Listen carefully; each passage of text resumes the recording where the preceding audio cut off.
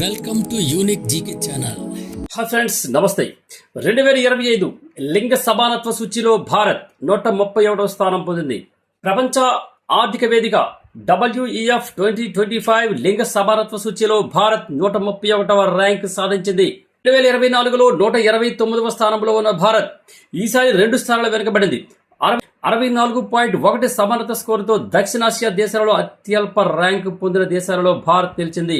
ఈ జాబితాలో ఐస్లాండ్ వరుసగా 16వసారి మొదటి స్థానంలో నిలిచింది. ఫిన్లాండ్ 2వ స్థానంలో ఉంది. నార్వే 3వ స్థానంలో ఉన్నాయి.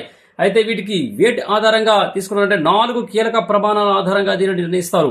148 దేశాలను స్త్రీ పురుషుల ఆర్థిక భాగస్వామ్య అవకాశాలు, విద్యాపరమైన స్థితిగతులు, ఆరోగ్య జీవన స్థితిగతులు, రాజకీయ సాధికారత అనే ఈ 4 అంశాల ఆధారంగా WEF ర్యాంకులను నిర్ణయించడం జరిగింది.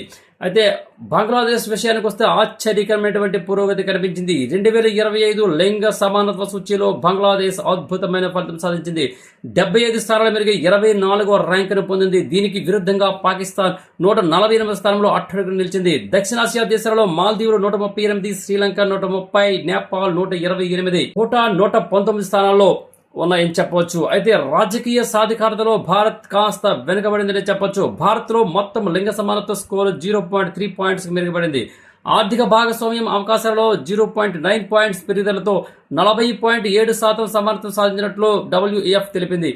మహిళలు పురుషుల ఆదాయ సమానత్వం 28.6 నుండి 29.9కి పెరిగితే, అయితే ఉపాధి కార్యకలాపాల్లో మహిళలు పురుషుల భాగస్వామ్యం 45.9 వద్ద స్థిరంగా ఉంది. గత ఏడాదితో పోలిస్తే ఎటువంటి మార్పు లేదని చెప్పొచ్చు. విద్యా సమానత్వంలో భారత్ 97.1 స్కోరుతో అగ్రస్థానంలో నిలిచింది. జనన సమయంలో లింగ నిష్పత్తి కొంత మెరుగుపడినప్పటికీ రాజకీయ సాధికారతలో భారత్ వెనకబడిందని చెప్పొచ్చు. ప్రపంచ వ్యాప్త లింగ సమానత్వ అంచనా ఎలా ఉందంటే WEF నివేదిక ప్రకారం ప్రపంచవ్యాప్తంగా సగటున 68.8% లింగ సమానత్వం ఉంది. ప్రస్తుత పరిస్థితుల ఆధారంగా పూర్తి లింగ సమానత్వం సాధించడానికి మరో 123 సంవత్సరాలు పట్టవచ్చని WEF అంచనా వేసింది. Friends, thank you. ఈ వీడియో మీకు నచ్చినట్లయితే సబ్స్క్రైబ్ చేయండి, మిగతా వారికి షేర్ చేయండి, అలాగే లైక్ చేసి కామెంట్ కూడా చేయండి. ధన్యవాదాలు.